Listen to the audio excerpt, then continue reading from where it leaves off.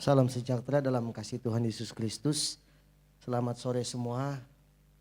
Kalau saya tanya apakah kita sehat? Puji Tuhan. Hari ini banyak yang terharu dengan pujian ya. Sampai nangis-nangis gitu. Kondisi kesehatan kita memang kurang membaik hari-hari ini. Tapi tidak menyurutkan semangat kita untuk kita datang beribadah kepada Tuhan. Kita masih tetap dalam tema keluarga ya. Keluarga. Gereja Keluarga Tabernakel mengusung tema keluarga. Ternyata Bapak Ibu di beberapa gereja yang lain juga di bulan yang sama, 2 bulan ke depan mengusung tema yang sama ya, tema keluarga. Jadi saya ngobrol dengan beberapa teman, ternyata di beberapa gereja yang lain di bulan ini juga mereka mengusung tentang tema keluarga. Jadi saya pikir ini adalah tema yang penting untuk kita angkat di dalam gereja. Bagaimana gereja itu mengarahkan keluarga-keluarga Kristen, keluarga-keluarga yang di dalam Tuhan lebih dekat dengan Tuhan. Karena itu yang memang paling terpenting bagi kita sebagai orang-orang yang percaya kepada Tuhan. Kita akan buka satu bagian firman Tuhan pada kesempatan ini. Siapkan Alkitab kita, mari kita akan sama-sama baca di dalam 2 Samuel pasal 6 ayat 10 dan 11. Saya baca ayat 10, Bapak Ibu baca ayat yang ke-11 ya. Kita sama-sama untuk menikmati firman Tuhan pada kesempatan ini. 2 Samuel 6 ayat 10 dan 11, saya ayat yang ke-10. Firman Tuhan berkata demikian. Sebab itu Daud tidak mau memindahkan tabu Tuhan itu ke tempatnya, ke kota Daud. Tetapi Daud menyimpang dan membawanya ke rumah Obed Edom orang Gad itu.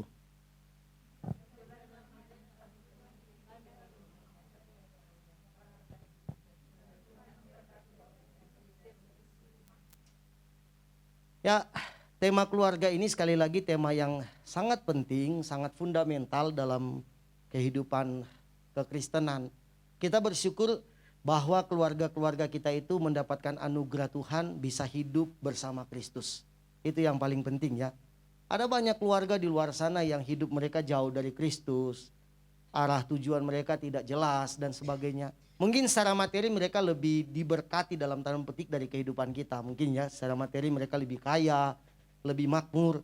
Tapi mereka tidak punya satu hal yang mahal, yaitu Yesus. Gak punya. Jadi akhir dari kehidupan mereka itu tidak jelas seperti apa. Nah kita yang sudah berada di dalam lingkaran kasih karunia Tuhan yang sudah diselamatkan, kita jangan mau terlepas dari bagian ini. Apapun resikonya. Selama kita masih ada di dalam Kristus, keluarga kita tetap ada dalam Kristus.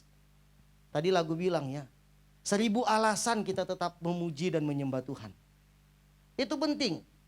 Jadi mencari 1000, tidak bisa mencari punya 1000 alasan untuk bisa memuji dan menyembah Tuhan yang besar dalam kehidupan kita. Pada kesempatan ini kita belajar dari kisah seorang Obed Edom. Nah Bapak Ibu biasanya kalau dengar khotbah ini tentang Obed Edom ini, biasanya khotbah ini diarahkan kepada berkat. Ya kan? Keluarga Obed Edom diberkati Tuhan karena ada tabut perjanjian di rumahnya. Itu umum kalau kita dengar. Namun ada bagian penting yang saya temukan di dalam kisah dari Obed Edom ini. Bukan persoalan berkatnya, tapi bagaimana Obed Edom bisa mengalami semua itu dan keluarganya bisa mengalami dan menikmatinya. Pertanyaannya begini, siapa sebetulnya Obed Edom ini? Obed Edom ini ternyata bukan nama orang. Ya namanya bukan Obed Edom, bukan. Obed Edom ini adalah sebuah istilah yang disematkan kepada seorang yang bertugas, yang disuruh untuk melakukan pekerjaan. Maka Obed itu artinya hamba. Jadi Obed Edom itu artinya seorang hamba. Maka itu Alkitab mengatakan Obed Edom orang Gad. Ya kan? Orang Gad. Jadi Obed Edom ini adalah seorang hamba yang melakukan tugas. Nah, untuk Obed Edom ini tugas apa yang biasa dilakukan? Obed Edom ini dalam beberapa keterangan Alkitab mencatat bahwa dia adalah salah satu penjaga gerbang pintu bait Allah dekat tabut perjanjian. Jadi Obed Edom ini tugasnya itu adalah penjaga pintu gerbang. Tukang buka pintu ya, pintu gerbang, jaga pintu gerbang bait Allah. Tempat atau pintu gerbang yang dijaga oleh Obed Edom yang ini itu dekat tabut perjanjian. Nah, jadi kalau kita lihat bukan berbicara tentang nama pribadi, tapi berbicara tentang sebuah istilah yang dipakai, yang biasa digunakan oleh seorang hamba. Nah, dalam catatan sejarah mencatat Obed Edom ini selain dia adalah seorang penjaga pintu gerbang, kemungkinan besar Obed Edom ini juga adalah salah satu tim musik atau tim penyanyi dari Daud. Ketika tabut perjanjian itu diangkat atau mereka pindahkan dan sebagainya, maka Obed Edom ini salah satu tim yang biasa memainkan alat musik atau kemungkinan juga yang menyanyikan lagu. Yang jadi persoalannya begini, menarik di sini begini. Yang kita tahu bahwa tim pemusik dalam bangsa Israel atau penyanyi itu biasanya orang Lewi. Ya, itu kan tugasnya orang Lewi. Obed Edom ini adalah orang Gad. Jadi dalam sebuah catatan mencatat bahwa kemungkinan dia salah seorang atau satu-satunya orang di luar dari orang Lewi yang diberikan kesempatan oleh Daud pada waktu itu yang bisa memainkan musik atau menyanyikan pujian dalam iring-iringan tabut perjanjian. Nah, kalau kita kembali pada peristiwa tentang berkat Obed Edom, kita tahu bahwa ini kan dalam perjalanan tabut perjanjian yang sedang dipindahkan. Kemudian dalam perjalanan tabut perjanjian ini tidak digotong tapi dinaikkan di dalam gerobak, begitu ya. Lalu rodanya satu itu terantuk batu kemudian jatuh.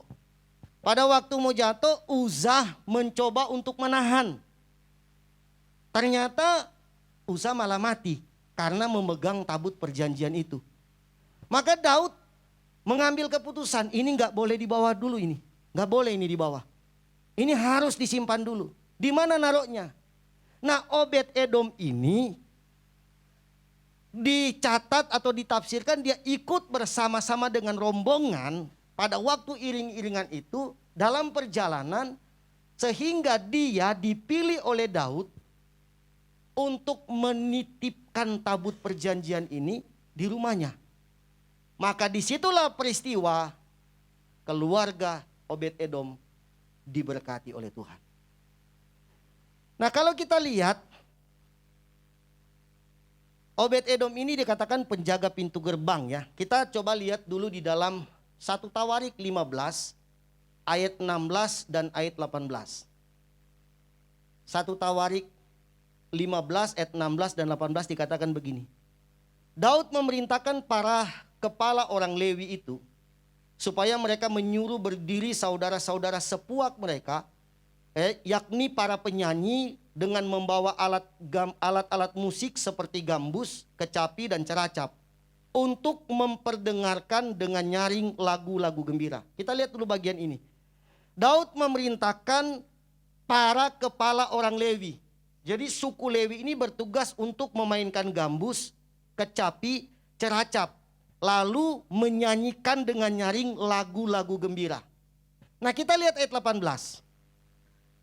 Ayat 18 dikatakan begini. Dan bersama-sama mereka itu saudara-saudara mereka dari tingkat kedua.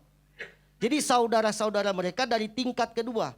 Zakaria, Yaaziel, Semiramot, Yehiel, Uni, Eliab, Benaya, Maaseya, Matica, Elifele, Mikneya, dan Obed Edom, serta Yeiel, para penunggu pintu gerbang. Jadi Obed Edom ini yang sebagai penunggu pintu gerbang juga ikut serta di dalam kelompok orang-orang yang memuji, memuliakan nama Tuhan pada waktu tabut perjanjian. Mereka itu adalah generasi atau saudara-saudara mereka tingkat kedua. Berarti dibawa dari orang Lewi. Tapi dia dipercayakan Daud untuk bisa ikut iring-iringan di dalam ujian penyembahan. Nah, di sini kita melihat satu gambaran atau rahasia besar bahwa tidak selamanya orang Lewi atau tidak semuanya hanya orang Lewi saja yang boleh melayani Tuhan pada waktu itu, tapi suku di luar dari orang Lewi pun dipercayakan untuk bisa melayani, termasuk Obed Edom. Nah, kalau kita kembali pada kisah tentang Obed Edom, tabut perjanjian dititip di rumahnya, ya kan? Pertanyaan begini, mengapa Obed Edom berani menerima tabut perjanjian itu? Bukankah Obed Edom tahu bahwa Uza mati karena memegang tabut perjanjian itu? Tapi dia mau terima untuk datang di rumahnya. Mungkin secara perasaan begini, waduh baru mati loh Uza. Itu kalau saya terima nanti terjadi kesalahan, mati nanti saya dan keluarga saya. Kan ada ketakutan seperti itu. Bisa saja terjadi kepada Obed Edom. Tapi kenapa dia berani menerimanya? Peristiwa Uza itu tidak menggentarkan hati Obed Edom sehingga dia mau menerima tabut perjanjian itu dan yang dititipkan di rumahnya. Ada 3 rahasia besar yang harus kita pelajari pada kesempatan ini. Bagaimana kita bicara tentang berkaitan bagaimana kehadiran Tuhan dalam kehidupan kita. Tabut perjanjian itu Bapak Ibu, itu menggambarkan tentang kehadiran Tuhan dalam hidup kita. Nah, kita harus tahu bahwa kehadiran Tuhan dalam kehidupan kita itu berdampak positif yang luar biasa. Dia mampu mengubah segala sesuatu dalam kehidupan kita seperti apa yang dialami oleh Obed Edom.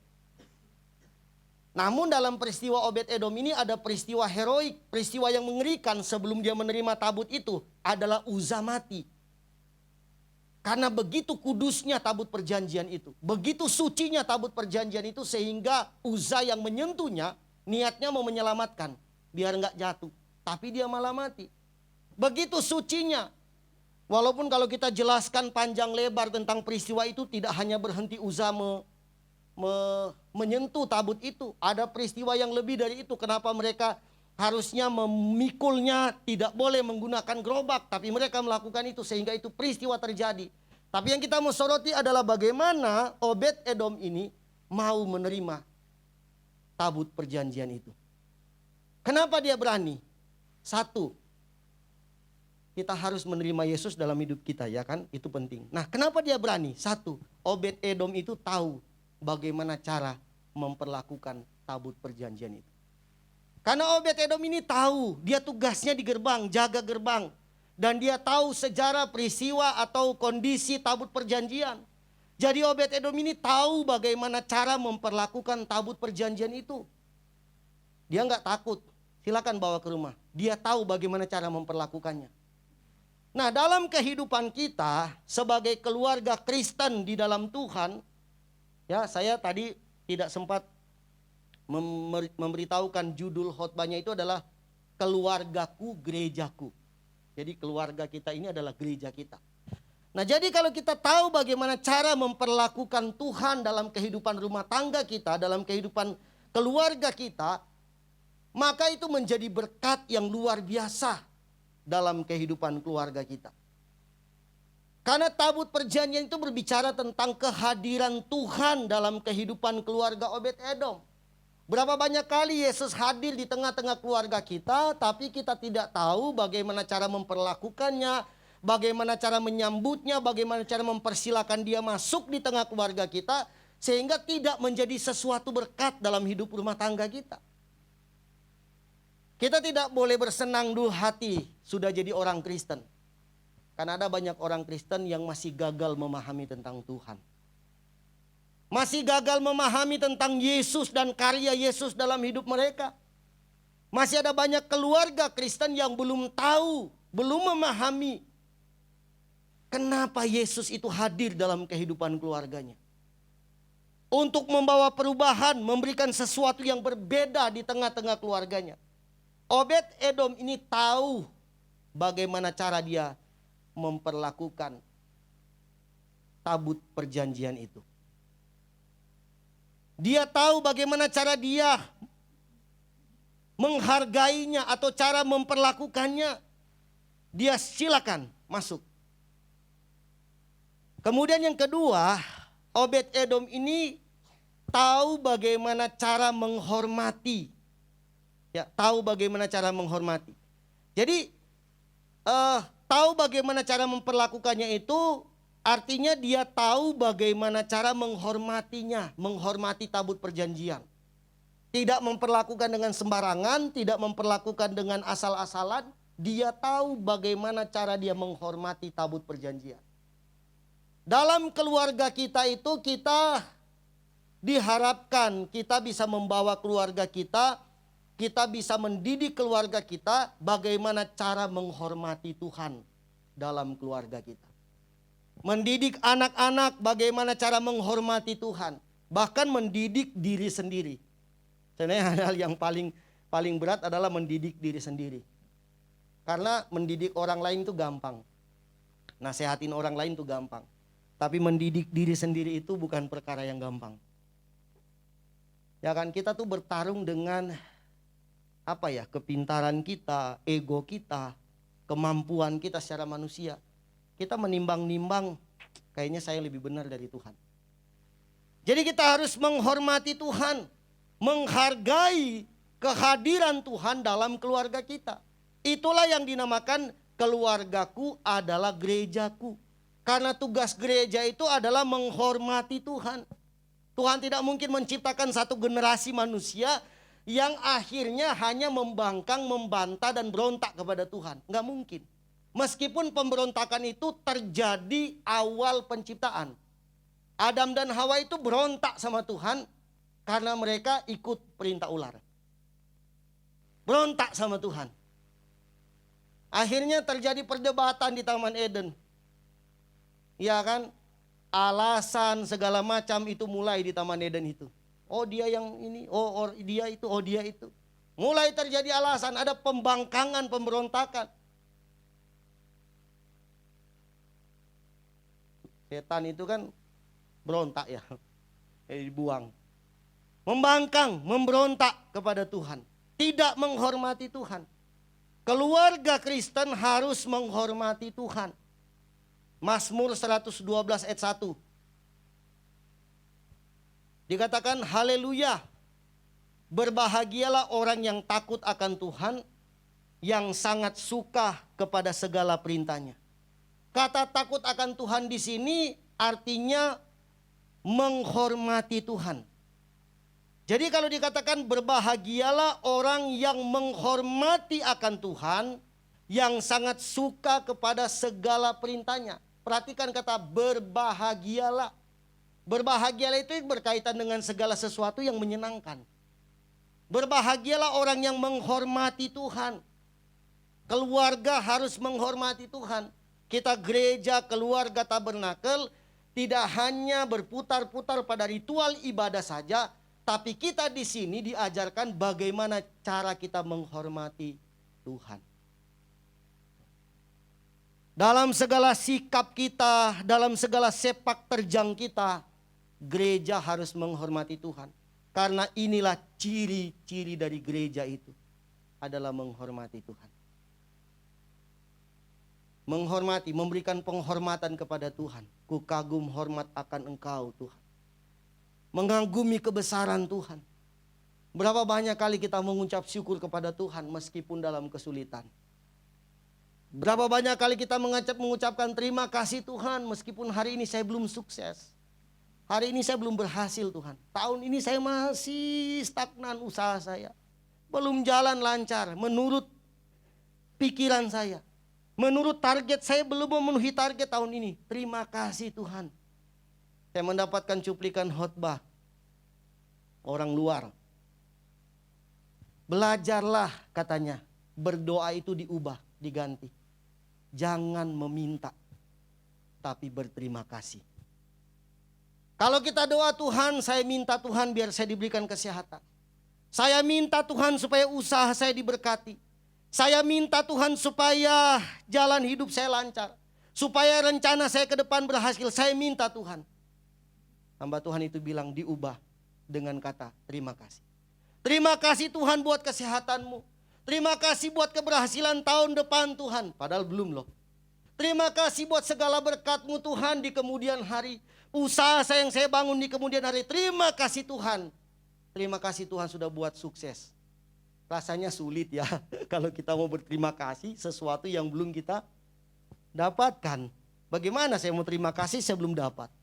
Tapi itu salah satu hal yang membuat kita menghindar untuk menggerutu kepada Tuhan. Saya menangkapnya begini, Bapak Ibu. Kelihatannya kita seperti sudah memenjara Tuhan. Sudah bilang terima kasih loh. Kalau Tuhan nggak ngasih kan malu. Udah terima kasih loh. Terima kasih Tuhan. Saya tahun depan saya dapat rencana saya ini berhasil. Terima kasih Tuhan. Udah terima kasih loh. Kalau nggak dikasih kan gimana? Kira-kira begitu saya menangkap pesan itu ya. Artinya kita menghormati Tuhan. Kita harus jujur. Di bagian mana kita menghormati Tuhan? Ketika kita sukses, ketika semua jalan hidup kita lancar, kita hormati Tuhan. Kalau enggak, apa ini tuh? Kita mulai belajar menghormati Tuhan. Gereja harus menghormati Tuhan. Keluarga-keluarga harus mulai menghormati Tuhan. Bagaimana mungkin anak-anak mau jadi menghormati Tuhan kalau kita orang tua tidak menunjukkan penghormatan kepada Tuhan? Kan jadi contoh teladan dari kita. Saya respect terhadap anak-anak yang walaupun orang tuanya tidak menunjukkan penghormatan kepada Tuhan, tapi mereka masih mau menghormati Tuhan. Luar biasa. Dia enggak teladani orang tuanya, tapi dia tetap menghormati Tuhan. Ya kan? Ada banyak anak-anak begitu. Orang tuanya tidak menunjukkan sikap teladan terhadap anak-anak menghormati Tuhan, tapi mereka masih mau menghormati Tuhan. Yang kedua, bagaimana kita bisa memperlakukan Tuhan dalam hidup ini. Tadi kita menghormati Tuhan, yang kedua kita sikap menyembah. Tadi menghormati Tuhan itu dilakukan oleh Obed Edom. Dia menghormati tabut perjanjian itu masuk dalam rumahnya. Bayangkan Bapak Ibu, saya sedikit jelaskan. Yang tahu tentang, memang Alkitab tidak mencatat secara detail kehidupan keluarga Obed Edom. Tidak dicatat. Tapi saya percaya Obed Edom ini mengajarkan kepada istri dan anak-anaknya tentang menghormati itu. Karena kan bisa saja Obed Edom atau keluarganya begini, ya udah silakan masuk bawa depan, taruh di sana ya. Jangan taruh di tempat yang ini. Taruh di sana, nggak penting itu. Ya kan, nggak usah di sana, pokoknya di pojok sana aja. Atau mereka memperlakukan secara sembarangan. Tapi dilihat bagaimana mereka menghormatinya. Itu kan jadi buktinya adalah keluarga ini diberkati oleh Tuhan. Kalau tidak dihormati tabut perjanjiannya, keluarga ini nggak diberkati Tuhan. Bisa saja menjadi kutuk buat mereka. Mereka menghormati betul-betul tabut itu. Yang kedua adalah sikap menyembah. Mereka itu memiliki sikap menyembah kepada tabut perjanjian itu. Jadi dalam kehidupan keluarga kita itu, dalam kehadiran Yesus dalam keluarga, hal yang kedua adalah kita harus sikap menyembah kepada Tuhan. Sikap menyembah ini penting Bapak Ibu. Sikap itu bukan berarti fisik ya, kita sikapnya begini. Sikap menyembah itu dalam segala aspek kehidupan kita. Keluarga Obed Edom ini mereka menyembah kepada Allah. Mereka memperlakukan tabut perjanjian itu dengan sikap menyembah, menghargainya.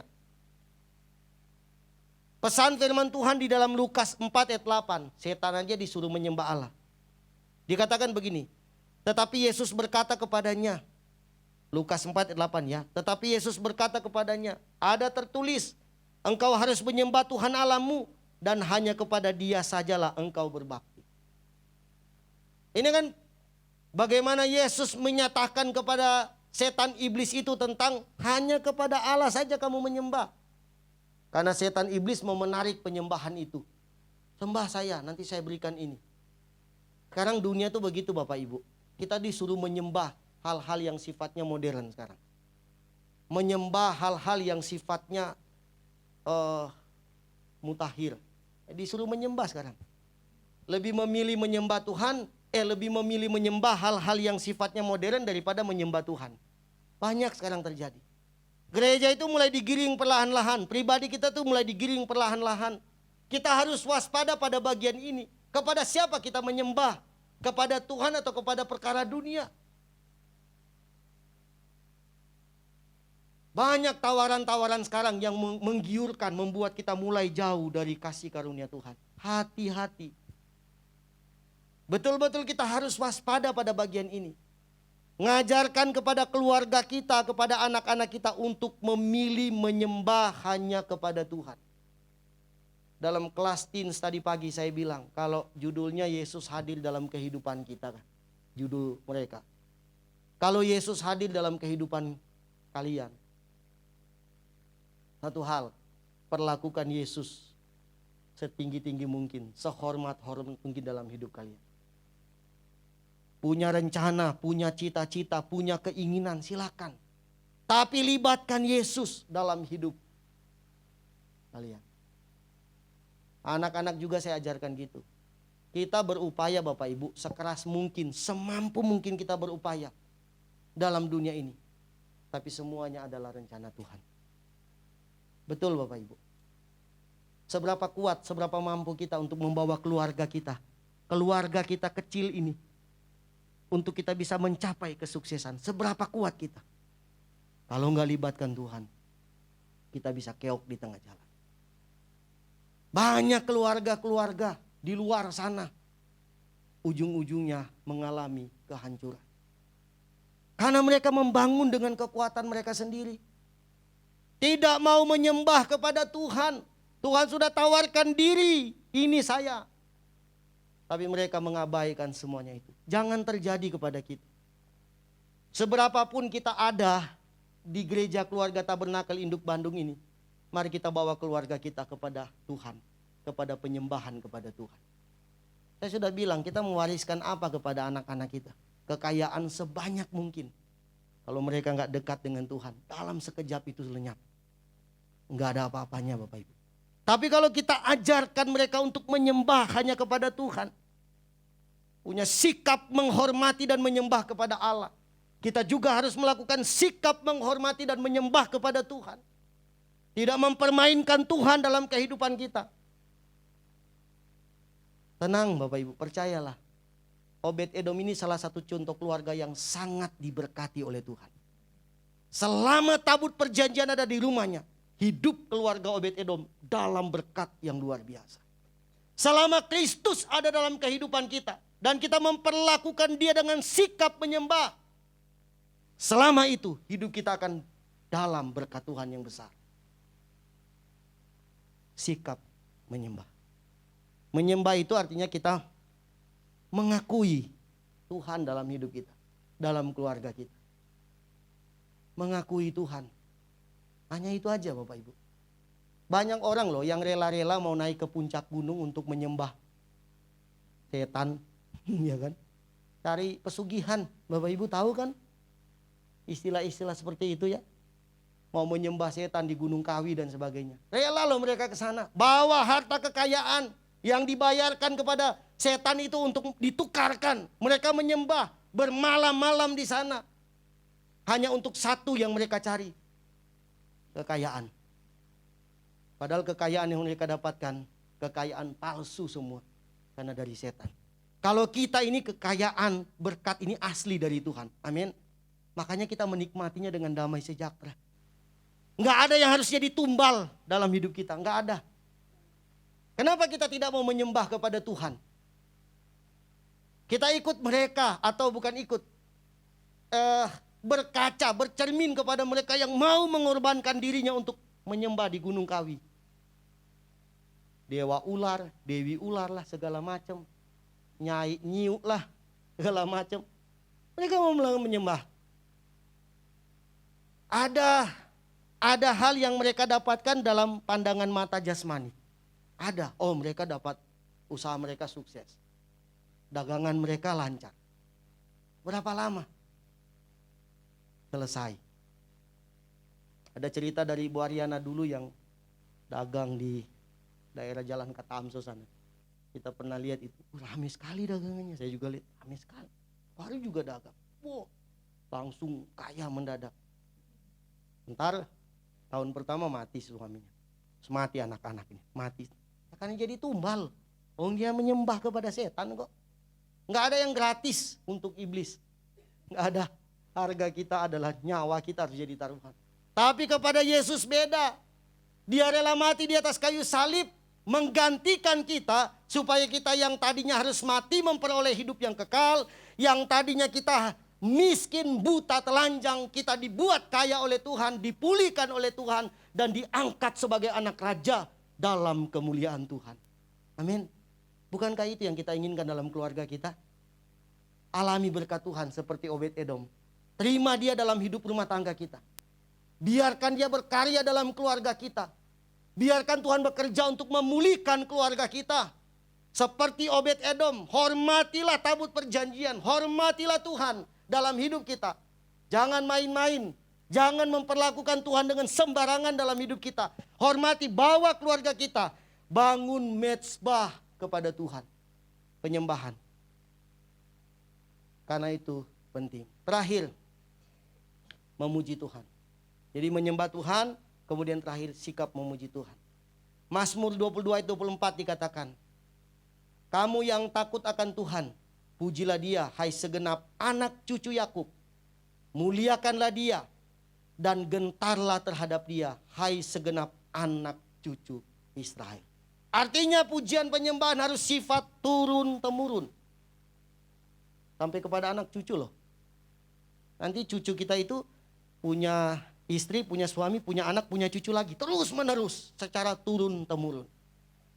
Takut akan Tuhan dan pujilah dia. Sampai turun-temurun. Kita ajarkan kepada keluarga kita. Kita bawa rumah tangga kita menjadi gereja yang kecil yang memuliakan Allah. Gerejaku, keluargaku. Keluargaku adalah gerejaku. Dan gerejaku adalah gereja keluarga tabernakel. Ya begitu ya. Gerejaku adalah keluargaku, keluargaku adalah gerejaku, dan gerejaku adalah gereja keluarga tabernakel. Bawa gereja kecil ini kepada Tuhan dalam sikap penyembahan kepada Tuhan.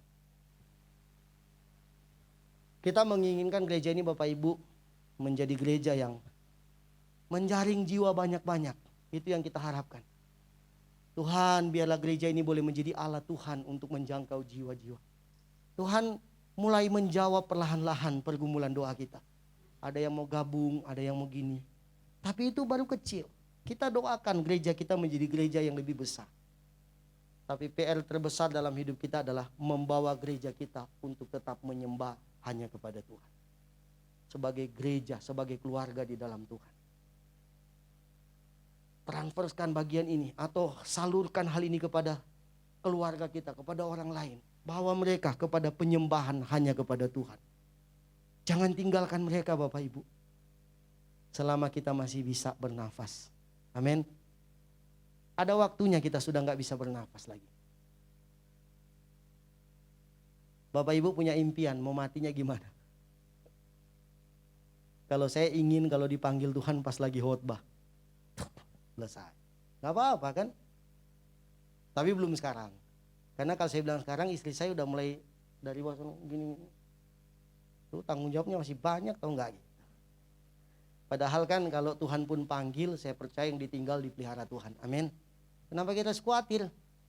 Kenapa harus khawatir? Masih banyak urusanmu. Iya. Kan ada Tuhan. Sebagaimana Tuhan menyertai saya selama hidup, berarti mereka akan disertai Tuhan. Amin. Kenapa harus takut? Menyembah Tuhan paling penting. Anak saya Asril itu sama Adril, ya mereka semampunya mereka menyembah Tuhan. Mereka berdoa. Saya bilang jangan pernah pikirkan terlalu ribet jalan hidup ke depan. Sekolah dengan baik. Kalau belajar jangan main-main. Belajar yang benar. Ya kan? Sekolah tapi jangan terlalu maksa. Berdoa kepada Tuhan. Tuhan buka jalan. Tahun ini mereka harus PKL, SMK. Saya sama sekali belum cari tempat untuk bantu dia untuk dapat tempat PKL. Tahu-tahu dia datang. Pi, surat lamaran saya sudah diterima. Tinggal tunggu panggilan. Dia PKL di PT Jabil Circuit. Saya searching di Google. Salah satu perusahaan milik Amerika. Di Soekarno-Hatta sana. Milik Amerika. Bergerak di bidang ini. Pengadaan listrik. Gede sekali. Udah diterima? Belum sih. Maksudnya ajuan lamaran udah diterima. Tapi yakin itu pasti bisa di situ. Ya doa saja, ya kan. Kalau juga nggak diterima di situ ya di tempat yang lain. Doa saja. Tuhan yang ngatur jalan hidup kita. Amin. Cuman satu Bapak Ibu pesan firman Tuhan. Bawa keluarga kita menjadi gereja kecil untuk menyembah Tuhan. Itu yang paling penting.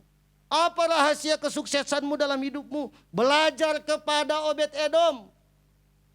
Obed-Edom mengajarkan keluarganya untuk menghormati Tuhan. Sehingga ketika tabut itu hadir dalam keluarganya, di tengah-tengah rumah tangganya, di rumahnya, mereka memperlakukan itu dengan sesopan mungkin. Maka mereka diberkati Tuhan. Itu kuncinya. Saya nggak tahu prosesi mereka bagaimana cara mereka menghormatinya. Kita nggak lihat pada zaman itu. Gambarannya seperti apa. Dibersihin pakai kemoceng mungkin nggak boleh disentuh juga kan. Nggak tahu gimana. Tapi Obed-Edom betul-betul menyembah. Mungkin ketika tabut itu ditaruh mereka melingkar dari jarak jauh mungkin lalu mereka sujud menyembah kepada tabut itu. Karena itu kan bentuk kehadiran Tuhan bagi Israel. Itu yang perlu kita lakukan. Berlutut dan menyembah di kaki Tuhan. Bawa keluarga kita. Dan kita akan lihat. GKT ini sudah melewati badai cobaan yang begitu besar. Tapi sampai hari ini bendera kita masih berkibar dengan tinggi. Amin. Dilihat banyak orang. Buktikan Yesus ada di gereja ini. Amin. Itu yang paling penting. Oh Bapak Ibu, kita nggak singgung gereja-gereja lain. Tapi banyak orang di luar sana. Ya, perjalanan hidup rohani mereka ngambang. Kalau kita masih mau bertahan sampai hari ini. Teguh berdiri di tengah badai. Amin. Oh, luar biasa. Tabut perjanjian membuat Israel semakin tangguh. Unggul karena kehadiran Tuhan dalam hidup mereka. Kalau kita bicara sampai hari ini ya. Israel tuh digempur habis-habisan oleh negara lain. Kan kita percaya mereka adalah umat pilihan Allah. Ya, Allah masih menyertai mereka. Kenapa kita nggak harus ngalamin itu dong dalam kehidupan rumah tangga kita? Keluarga Israel besar, keluarga kita kecil. Suami, istri, anak-anak. Keluarga kita keluarga yang kecil. Kita bawa supaya kehadiran Tuhan hadir dalam kehidupan kita. Saya percaya kita akan hidup dalam berkat yang luar biasa. Puji Tuhan, Tuhan Yesus memberkati kita semua. Amin.